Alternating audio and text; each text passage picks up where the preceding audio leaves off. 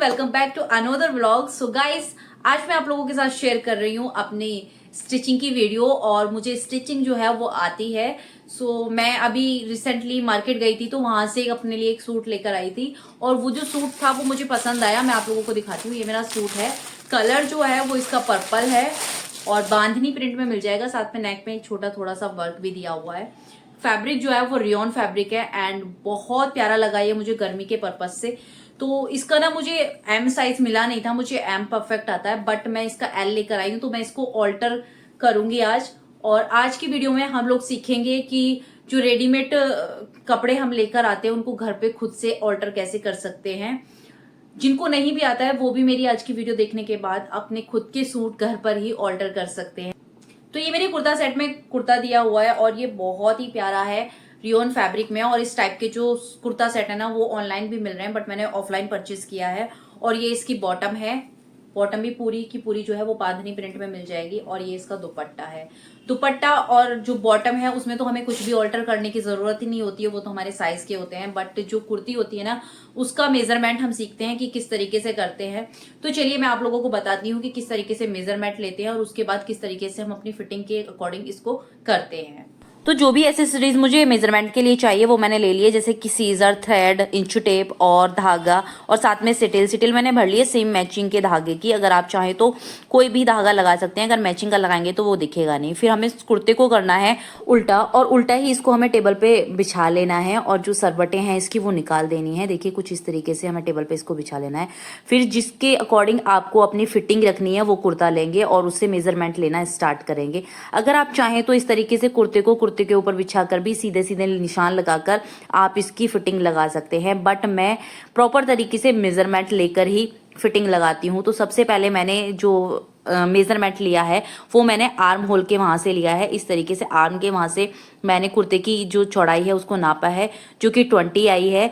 और फिर बीच में से नापेंगे एक बार, जो मेरी 16 आई है। उसके बाद जो नीचे से चाक की लंबाई लेंगे चौड़ाई, तो वो जो है वो मेरी 20 आई है। फिर ये जो मेजरमेंट हमने ले लिया है उसको हम सीधा सीधा जो है अपने कुर्ते पर लगाना शुरू करेंगे। और आप सोच रहे होंगे कि कमर की लंबाई कहाँ से लेनी है, तो कमर की लंबाई जो है वो ऊपर चीरे से लेकर और नीचे कमर तक जो 14 जो हमारा ब्लाउज साइज होता है उसी के अकॉर्डिंग हमारी कमर वहीं पर आ जाती है। तो अब हम अपने कुर्ते पर निशान लगाना शुरू करेंगे। आप चाहें तो इनको एक पेपर पेंसिल लेकर इनको लिख सकते हैं, बट मुझे मुंह जवानी याद है तो मैंने ऐसी तरीके से अपना निशान लगाना शुरू कर दिया। तो मेरा जो कुर्ता है वो 23 था, तो उसी के अकॉर्डिंग मैंने 1.5 इंची दोनों साइड से काट कर निशान लगा दिया है। फिर मैंने बैक की लेंथ लेने के लिए ऊपर इस तरीके से निशान लगाया है जहां पर मैं बैक का मेजरमेंट लूंगी। बैक का मेजरमेंट लेने के लिए मैंने इंच टेप को इस कुर्ते पर लगाया। जो इसकी चौड़ाई है वो आई है 21 में से मेरे को 16 तक लेना है। जो भी दोनों तरफ 1.5 पौने 2 इंची जो एक्स्ट्रा का फैब्रिक है उसको निकाल देना और अपना निशान लगा लेना है। इसी तरीके से हम नीचे चाक का निशान लेंगे। चाक मुझे इसके चौड़े ही रखने हैं, तो जो नीचे के चाक हैं उनको मैं ऑल्टर नहीं करूंगी, सिर्फ चाक पर नॉर्मली फिटिंग लगाऊंगी। इसी तरीके से अगर आप लगाएंगे तो आपका कुर्ता भी एकदम फिट बैठेगा। अब जो भी ये तीनों निशान हमने लगाए हैं इनको इस तरीके से लाइन से गोलाई से मिला देंगे एक साथ।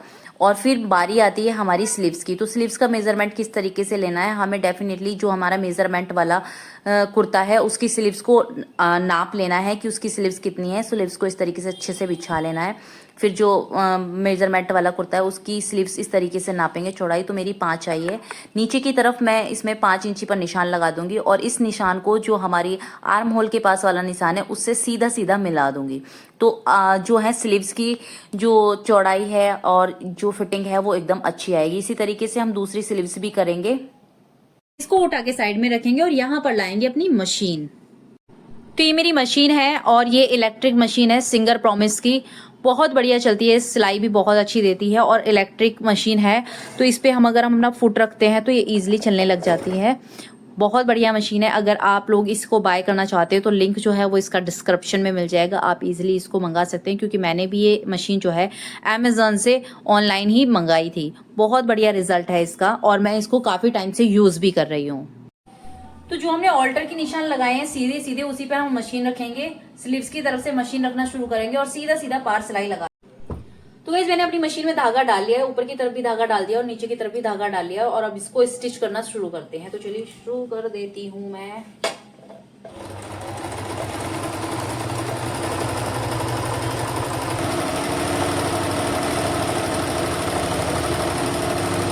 मेरी जो मशीन है उसमें धागा फंस चुका है क्योंकि मैंने ध्यान नहीं दिया, ये जो रील है वो खत्म हो चुकी थी। तो सबसे पहले मैं रील चेंज करूंगी ऊपर की, उसके बाद ये बाकी का जो बचा हुआ है उसको स्टिच करके दिखाऊंगी आपको।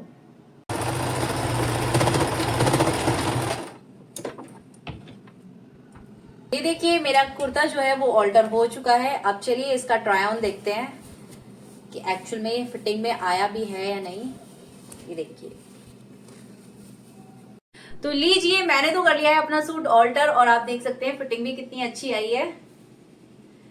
सो आप भी अगर स्टिचिंग नहीं जानती हैं तो भी आप घर पे अपने सूट स्टिच कर सकती हैं, तो ट्राई जरूर कीजिएगा क्योंकि बाहर सिलाई में 150, 200, 300 रुपए देने से बेटर है कि आप घर पर ही अपना सूट स्टिच कर लें। एटलीस्ट वो तो जो आप रेडीमेड खरीद कर लेकर आए हैं उसमें तो पैसे देने ना पड़े।